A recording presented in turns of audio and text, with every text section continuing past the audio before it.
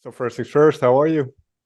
Yeah, good. I'm really good. Yeah, very excited and I think feeling very grateful to be back releasing music and um, yeah, seeing people like hold the physical copy of our record. So yeah, it feels good, man.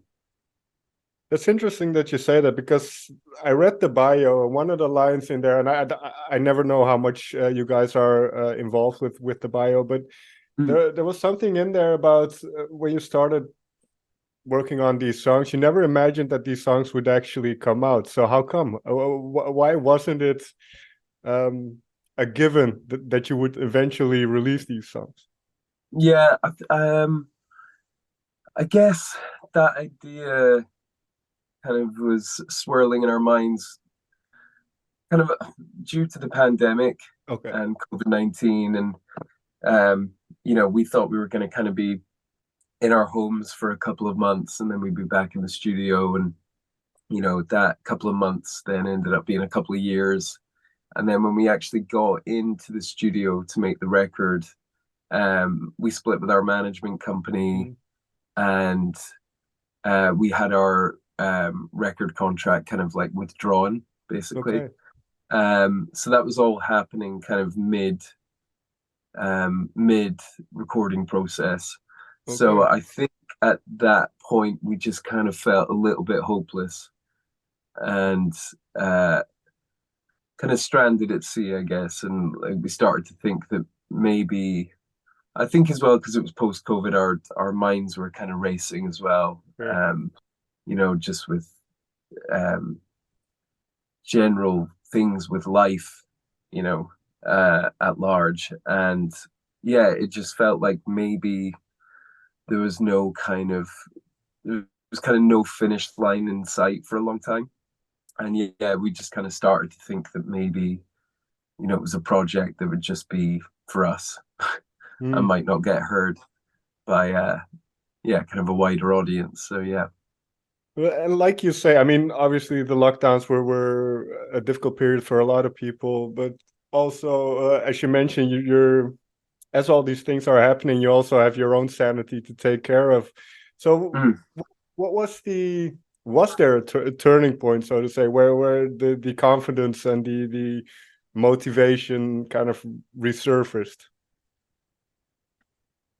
Um, in all honesty, I think like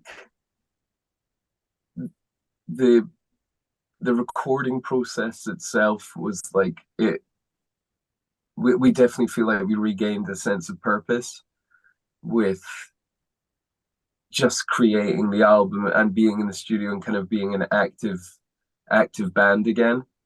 And uh yeah, we're pretty like tight knit group. The three of us are pretty much, family at this point, and the band is like an extended limb. So sorry, my phone's going off. People text me for guest list tonight. uh, yeah, so honestly, I don't think we never felt unmotivated. Okay. I think we had to kind of just bound together, the three of us. It definitely made our bond a lot stronger, which I didn't really think was possible at this point, because we didn't really have anyone to turn to in terms of kind of looking for support. So we kind of had to hold one another up.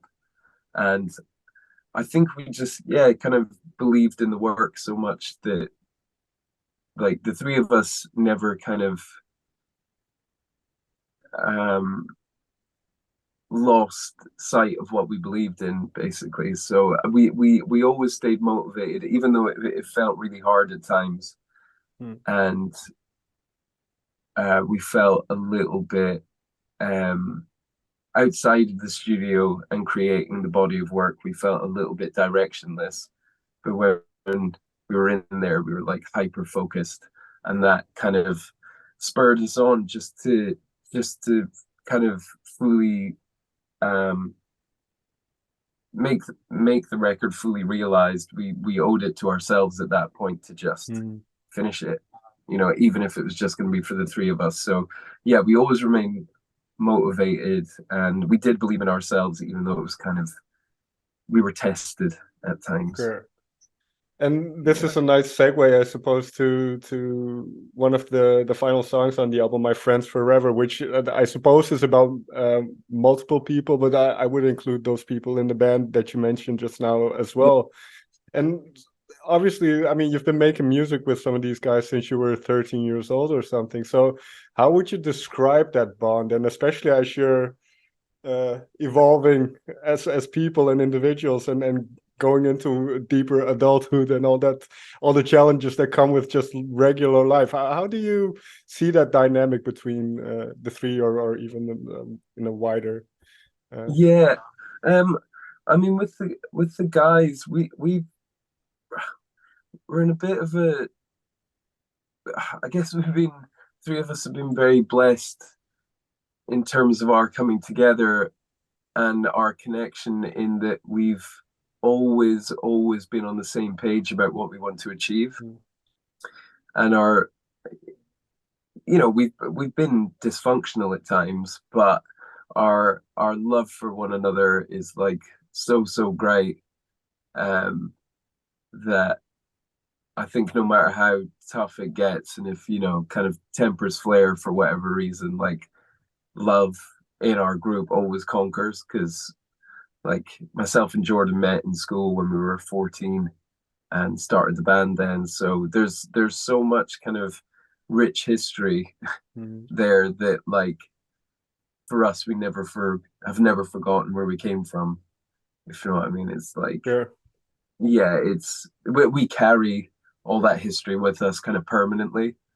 And I mean, Tom's been in the band for many years, so it's exactly the same thing. We all kind of know what we've been through together, and even things that we go through personally, you know, we kind of all go together. We all go through together because we're family. And yeah, there's just a lot of love there now. And I think, you know, love always conquers. So I think we're definitely kind of a testament to that. And what I find interesting then, because I think any creative endeavor that you have with more than one person is going to be somewhat of a battle isn't the right word, but there's a give and take within that, I suppose. So Yeah. I believe a lot of these songs were kind of started or written somewhat before the whole lockdown and pandemic, everything. Um, what is kind of the general way that you work? Because you mentioned the friendship that you guys have. Is it really easy, and then kind of being uh, in the same line as each other? So is it really easy these days to write songs for you? Um, it's definitely different. The process has definitely changed. We used Okay. to arc The majority of our arguments as a band would come from us writing songs. That's usually Okay. where we get kind of testy with one another. Uh, and we used to write albums and songs in kind of like a windowless room, a really like small sweat box. And there's just no breathing space in those rooms. So, you know, it was so easy to start an argument about, you know, 10 seconds of music. You know, it's just because of the environment, it can get really heated. You know, it's like a pressure cooker. It's like, Sure. you know, you just want to break out of the room, but you can't. You're stuck with one another for the next 8 hours to try and write something. So this time round, for all intents and purposes, I'll say it's like a studio record. So Okay. we wrote the songs in a studio with a friend of ours called Julianne Flew, and then we took those songs to our producer Steve Ansell and made them in the studio from kind of, I mean, made them from scratch in the studio when we were demoing. And then when we started making the record, Steve kind of worked as like a mechanic and looked at these demos and just started pulling out wires and junk and oil. And he was just like, you know, you don't need this, you don't need that. So we kind of started from scratch again in the studio. And I enjoy working that way a lot, because one, you kind of have a bird's eye view of the song. You can take a step back, and if you feel like something needs to change, you can head out for a coffee, Mm. take a walk, come back, and then reassess. When you're in the practice room, it's harder to do that because you have your instruments on. Sure. You all leave together, and then So this was it was really healthy, a healthy way for us to make music, and you can also kind of the song becomes fully realized quicker. Like Mm. everybody in the room can hear it at the exact same time coming through the speakers, and it's just much easier because especially for a band like us, we have a lot of additional production, and it's hard when it's the band in the room, and I'm saying like, oh, but we'll have a synth here, we'll have a choir there. Well, it's hard sometimes for them to kind of Sure. understand what's in my head. But when we're in the studio, I can just say, Steve, pull up this quick synth sound to show everybody, and then it's it's just a more, to me anyway, right now, it's just a more kind of efficient way of working, and also the opportunities are endless that way from Sure. writing the song in the studio, because we can try out any number of instruments like that, and then that can take us down a different path.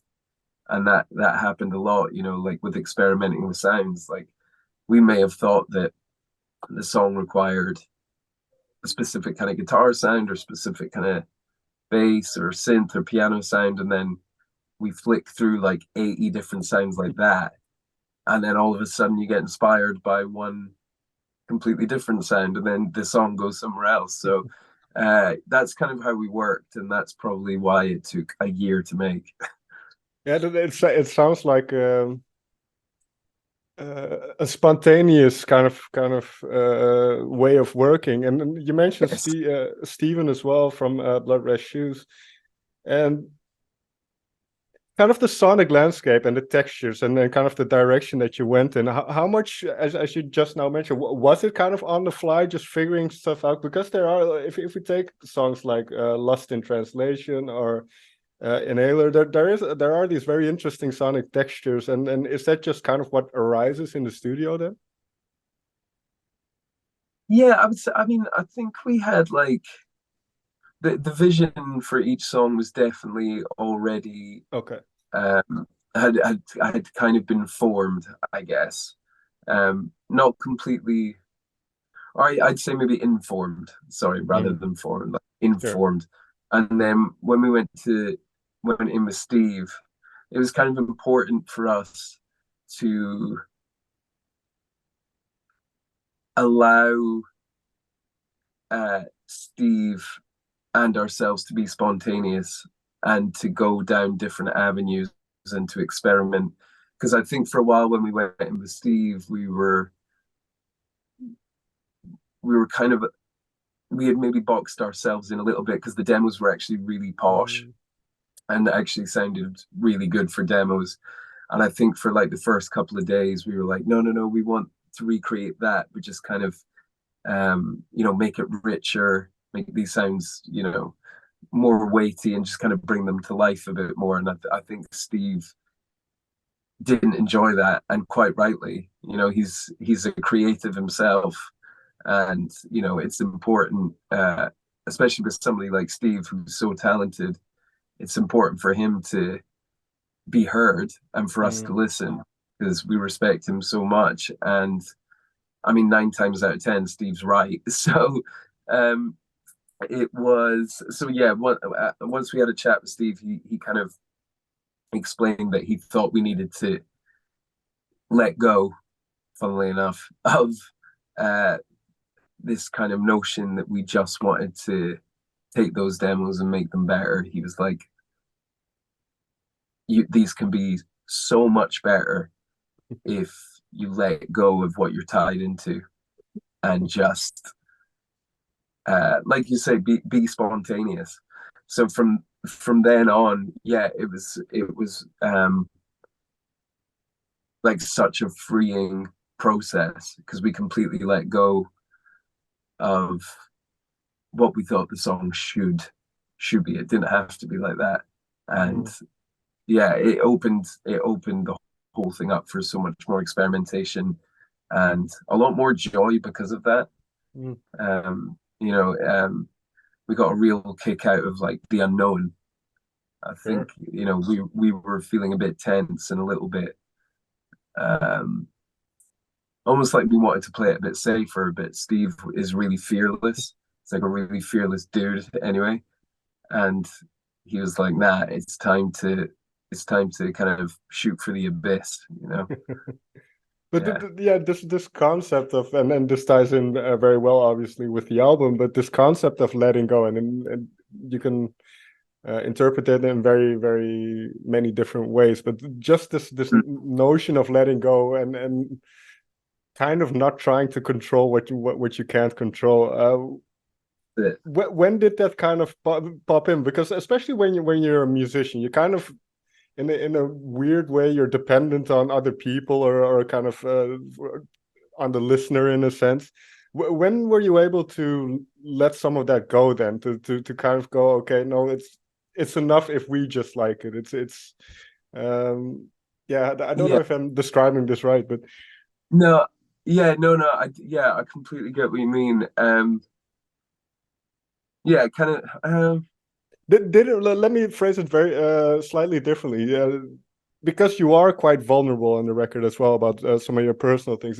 Did it take a while to arrive at that point where you could be able to, or yeah, how did you end up in a place where you as a band and you personally as well could let go of certain things? sure. Um, yeah, I think for a really long time we always thought like I think it's maybe because we like grew up playing in like punk venues and Mm. like squats and stuff like that, and like weird like basement shows and whatnot. We did come from like a kind of punk and like hipster indie emo kind of scene. Sure. And I think for the longest time we just kind of carried this like mentality of like it's not cool to be vulnerable, it's cool to be noisy, and you know, and I think quietly we did kind of carry that for a long time, even though kind of lyrically I'm a pretty kind of heart on sleeve Sure. writer and person. And also I think like with the other records there was a lot of kind of romanticism involved. Like I do view life quite romantically, but this time round the experiences that I had in my life weren't romantic. They Mm. just weren't. It was kind of all pretty messy and ugly and quite Mm. chaotic. And so I think it just reached a point as well, maybe because I'm a little bit older, um, where I thought to myself, um, I can't basically edit myself on this one because it's not true to to what I'm writing about. Like I have to write honestly about my experiences. And this time around, it was more of a reflection of what I had experienced, and the only way I could do that was writing with vulnerability and openness, and just kind of still trying to find like a little bit of poetry in the the mess of it all. Mm. But I think I just felt comfortable enough within myself after experiencing what I had done with just being, you know, completely honest, and again ridding myself of fear of opening myself up, which I had been for a long time. And um, even in my personal life, I'd kept a lot of people kind of at Mm. arm's length, because I was terrified of letting anybody in or getting too close to somebody, just for fear of hurting or being hurt. And this time round it in my life, I just kind of, after all the like the messy period, I just fully opened myself up to kind of leaning on love and kind of seeing the good in me Mm, that I hadn't seen for a long time. I think it's really easy for everybody at times to um, feel kind of like a lack of self-worth, sure. and you sometimes don't kind of see the light within you that others see in you, and that's why you are surrounded by others, because they love you and they see the good in you.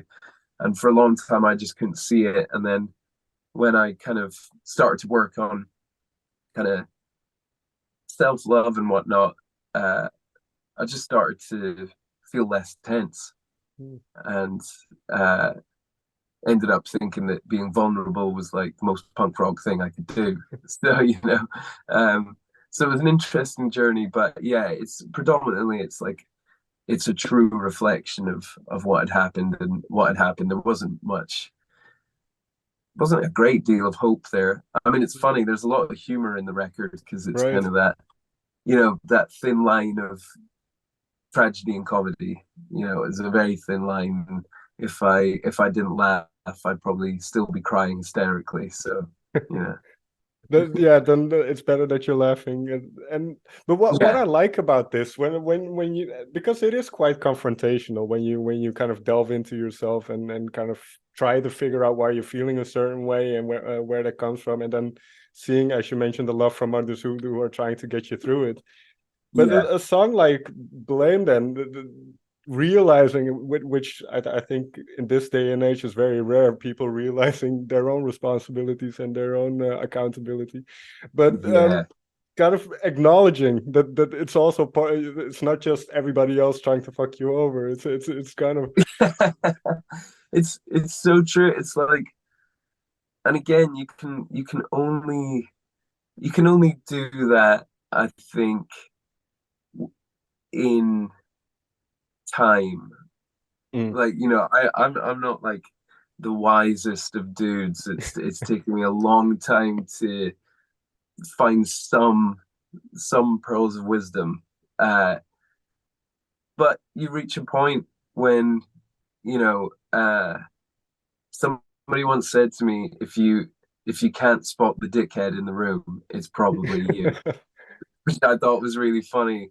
Um, Somebody older and much wiser than me told me that.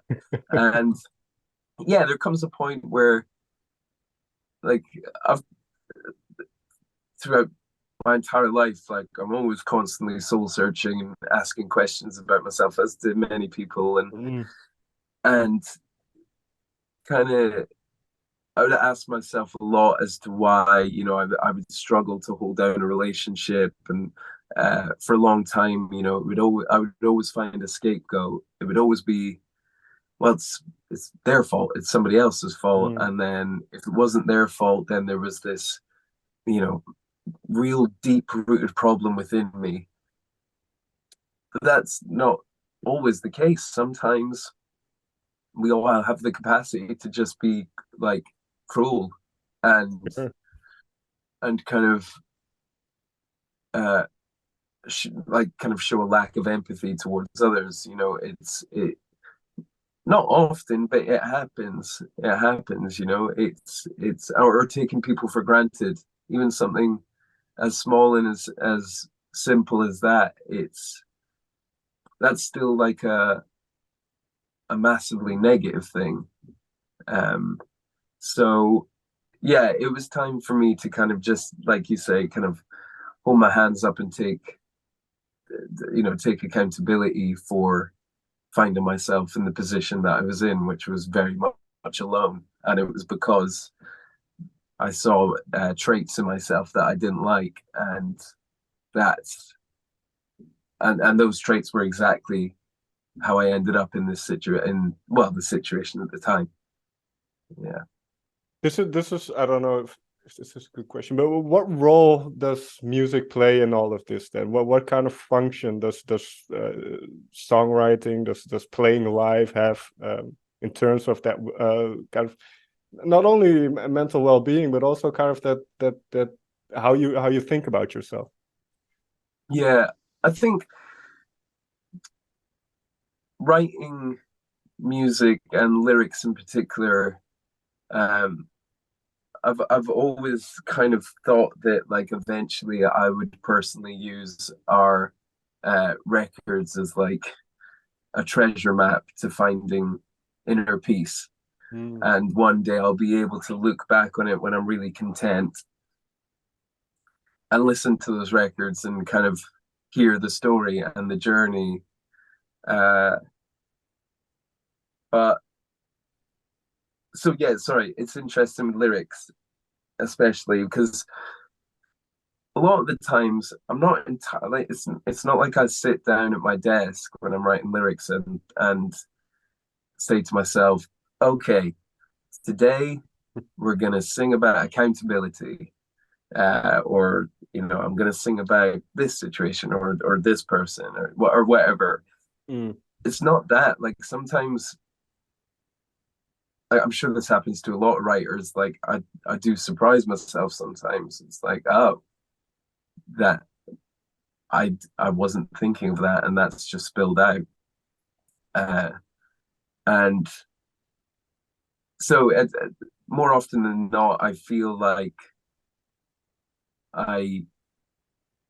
it's required. Like I have to do it because somewhere within me there needs to be a release. And for me, like that release is definitely kind of putting like pen to paper and getting it all out there. And I'm kind of permanently writing stuff down, but I'll only sit down with a pen and paper when kind of writing lyrics to really scratch it all out. And it's just good to like reflect upon words like in real time, kind of, even if it's just one sentence, sit back and then be like, oh, okay, that was in there. So yeah, it's all, and live as well, it's all just like a form of catharsis. Sure. It's live, there's kind of no release like it. It really is a tremendous drug. I recommend playing live to anyone. I And have a guitar, so maybe I'll try it someday. yeah, I saw the guitar there. I was gonna so yeah, it's just there's no feeling like it. It's just creates the biggest high you could ever experience. It really is amazing. So yeah, the two together they're both cathartic, but both very different, to be fair. One's very, very inwards and a release for the soul, and for live it's very much, for me anyway, it's much more like a physical release in terms of like actually moving my body to the rhythms that we've created. It's almost, that's a little more primal. Yeah, no, I imagine it's also communal because you're sharing it with people kind of in real time. So there's that element as well. That's it. Yeah, you're sharing, and well, I'm sharing an experience with two others, so I can, enjoy it as a like a group activity.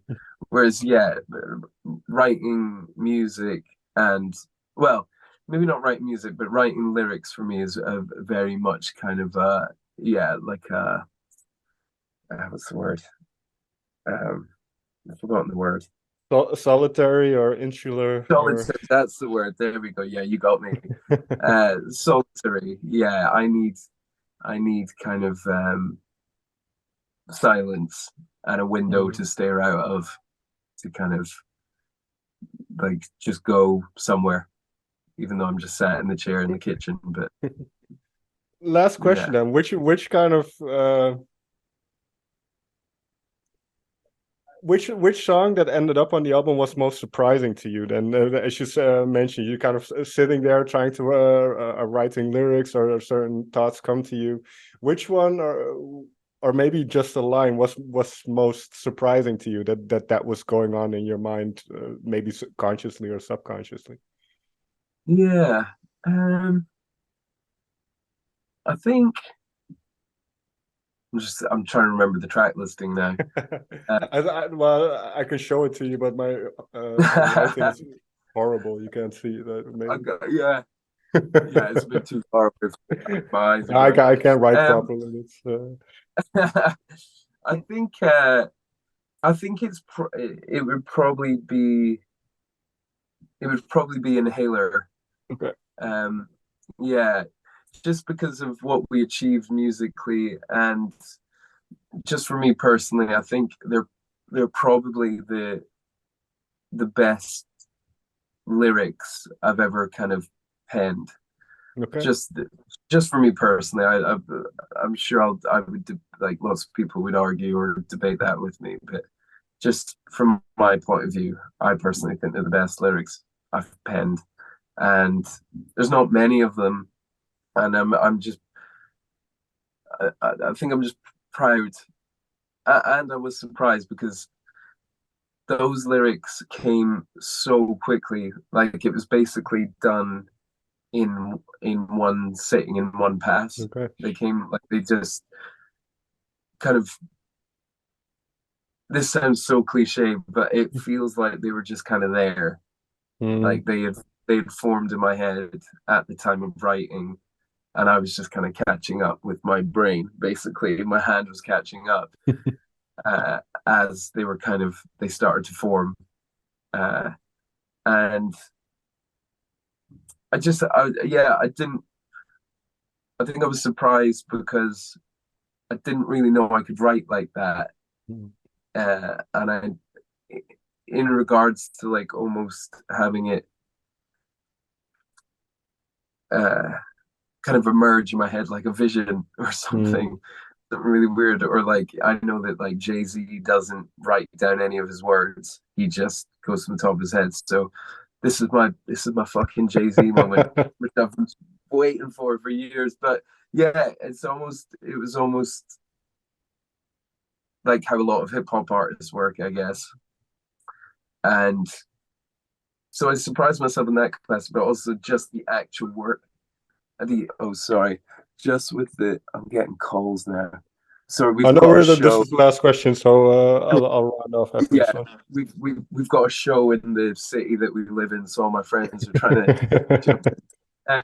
Yeah, sorry. I was also surprised the by the actual words themselves, because uh, I've just never really written like that. Like they might not even make a mass amount of sense to everybody, and that's totally cool because I personally like songs where you make your own interpretation. Mm. That's what I like. You know, I like lyrics that are in your face and exactly what they are. But I do really love words that kind of create a story for the listener in which it's their own. Mm. And yeah, that song almost, it kind of plays out like a movie in my mind, a kind of slightly warped one, but yeah, it's just kind of, I think like if you saw those lyrics written down, they're not written down anywhere, but it's more like, I'm uh, I, I know how this sounds, but it does almost read more as poetry than they do lyrics.